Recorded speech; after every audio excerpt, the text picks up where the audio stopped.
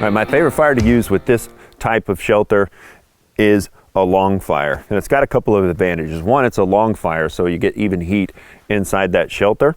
I typically cut these logs about 6 feet long because that's about how tall I am. I guess a couple of inches of me will be cold, but we won't talk about that. Straight face.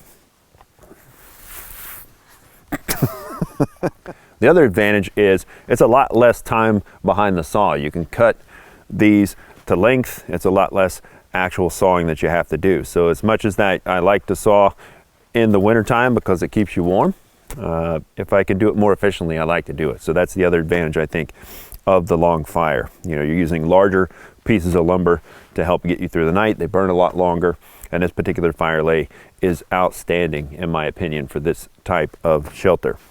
There's a lot of different methods you could use for a sawbuck. I, in particular, like one that we kind of came up with on the fly at one of my mountain scout courses, which is the Y-shaped sawbuck, which basically uses a Y-shaped branch with a pin that goes through there, and then it relies on the weight of the log to try to push that forward. You set the pin underneath the Y, and then actually the pressure and the weight of the log pushes that down and kind of cams it in place and holds it. And that's a really good, quick way to be able to saw these to length. And then all you have to do is kind of relieve that pressure, take the weight off, slide the log to where you want to cut it next, and then you drop that back down. It catches on there, and you can make your next cut. I like to make my logs about 6 feet long, so I'll use the width, basically my arm span is roughly 6 feet plus. So I use that as kind of a measuring tool to kind of keep these somewhat uniform and keep my fire lay in the fire pit where I want it to go.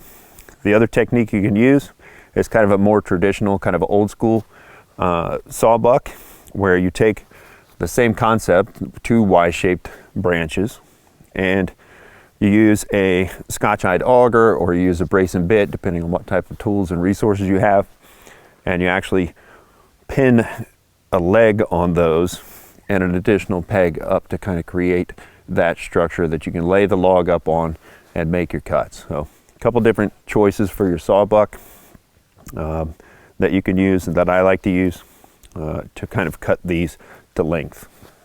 So when I built this, it really depends on the size of the log, but you're basically building a pyramid shape on this end, but you're establishing it as a long fire. This particular one, I used some maple logs, a nice hardwood, to establish kind of that base for the fire. And they're pretty even, you know, they don't have to be perfect, but these are pretty even. So I used a nice hardwood maple because as that all kind of simmers down, those are going to be the best coals to cook on later. Then the second layer, I actually used a conifer. I believe this is probably some fir or some spruce, because I want that to kind of catch quickly. And it's a little bit smaller diameter on the second level. And then the top is another maple log, but it's a smaller diameter, so it'll catch a lot better. So when I built this, I laid down the first 3 logs.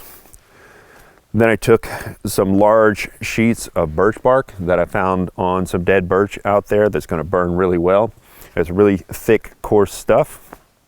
But I set that across the top of the bottom 3 logs. Then from there, I kind of pack that with some smalls, some matchstick size, some pencil size, some marker size. I basically put a layer of kindling down over top of that birch bark, and then packed additional birch bark and some inner and outer bark tinder. I kind of pack that in so I have a bunch of different places that I can light it. Then on top of that, I placed my next 2 logs. Those 2 logs are a softer wood, so they should catch a lot quicker. And then before I put the top log on, I packed the seam basically between those 2 logs on the second level here. I packed those with additional birch bark and additional tinder and put some more smalls on top of that before I placed my other log, my final log, the smallest diameter one, right on top. And with any luck, I'll be able to light the bottom, and that will all catch all the way up through here. And I've got enough of my kindling already incorporated into this fire lay to get at least the top 3 logs going. Those coals fall down and simmer on these bottom maple logs, the hardwood logs that I put into it. So when you're building a fire lay, think about efficiency. and think about everything that needs to happen and try to incorporate that all at the same time. I know that if I light my tinder resources down here, the fire is going to climb up into the kindling and tinder that's in the other levels, and that should get this fire going pretty easily. So that is the long fire and how I like to build them. If I had smaller diameter actual logs that I'm putting on there, then maybe the base is 5 logs wide, just to kind of get that size.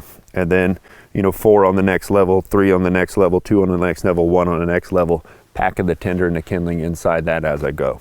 So it really just depends on the size of the lumber you're using to establish your fire, but that is the concept that you're trying to go for.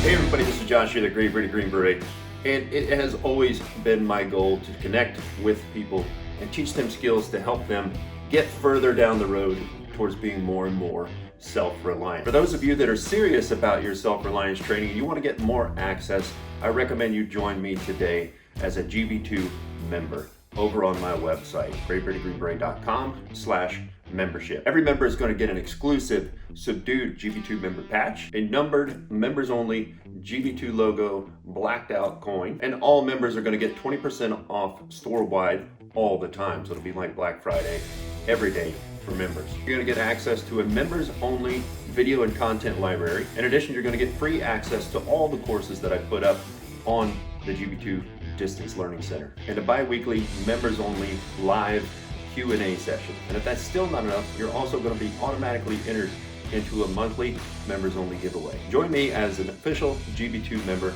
Go to greatberetgreenberet.com/membership. We'll get your exclusive patch and numbered coins out the door immediately, and you can start saving today.